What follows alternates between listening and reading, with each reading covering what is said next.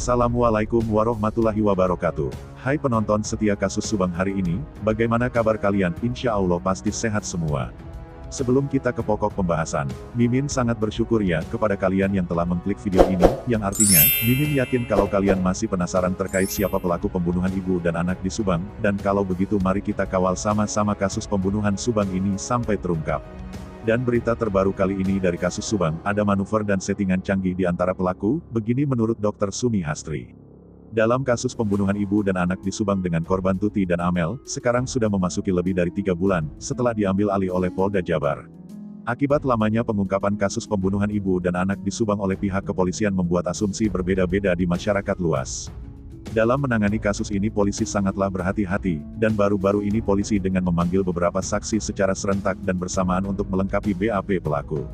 Setelah digelarnya analisis dan evaluasi untuk menentukan pelakunya disertai hasil pemeriksaan forensik dan tes DNA sudah cukup bukti untuk menangkap pelaku. Tapi polisi punya strategi khusus dalam pengungkapan kasus pembunuhan ini, yang pernah diungkapkan oleh ahli forensik Dr. Sumi Hastri beberapa waktu yang lalu tentang kasus pembunuhan ibu dan anak di Subang ini, lewat kanal YouTube Denny Darko. Tentang berapa jumlah calon tersangka dalam kasus ini Dr. Sumi Hastri membocorkan tentang jumlah calon tersangka dalam kasus pembunuhan ibu dan anak di Subang ini. Dr. Sumi Hastri bahkan mengungkap jumlah tersangka sudah di tangan penyidik, tapi tentang jumlah tersangka masih dirahasiakan karena merupakan kewenangan. Dengan jumlah pelaku lebih dari 1 orang calon tersangka yang terbilang banyak itu, Dr. Hastri mengungkapkan kemungkinan para calon tersangka akan melakukan berbagai manuver. Dalam hal ini, manuver ini diungkap Dr. Hastri saat Denny Darko bertanya jika kemungkinan salah satu tersangka yang ditangkap.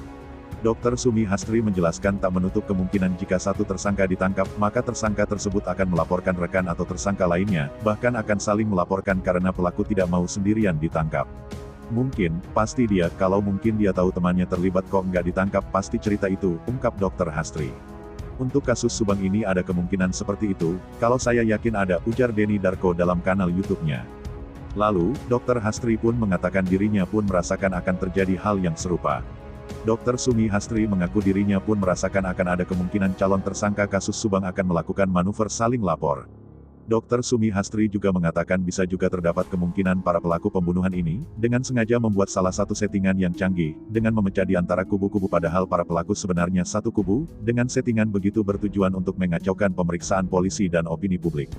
Untuk mengacaukan opini publik sudah terasa sekarang dengan banyaknya asumsi-asumsi yang berbeda-beda. Dr. Sumi Hastri mengatakan, bisa aja disetting karena kejahatan semakin canggih, dan mereka seperti sudah ada perencanaan yang matang. Dr. Hastri juga tidak menyangkal ada berbagai motif lain di balik pembunuhan ibu dan anak ini. Bisa jadi motif itu terkait dengan uang, dendam dan ekonomi. Bukti ilmiah seperti DNA, tes kebohongan dan tulisan sudah bisa menjerat pelakunya. Salah satu contoh bukti ilmiah dengan profil kebiasaan pelaku, ada orang merokok berbeda-beda. Dari mereknya, cara pegangnya dan dari sisa rokoknya. Kita lihat dan kita profil semua. Kita amati waktu dia ditanya-tanya, dikasih rokok, ujar Dr. Sumi Hastri. Menurut ahli forensik Dr. Hastri, meski pelaku berusaha menghilangkan profilnya, hal itu akan susah sekali karena sudah menjadi kebiasaan. Dengan mengetahui kebiasaannya maka akan langsung mengerucut. Ada bukti, ada rekamannya, dibandingkan nanti. Dia tidak bisa mengelak lagi. Pasti dimasukkan di BAP, ujarnya. Menurut Dr. Hastri bahwa DNA dan luka pada tubuh tidak akan berbohong. Tidak ada kejahatan yang sempurna, kata Dr. Sumi Hastri.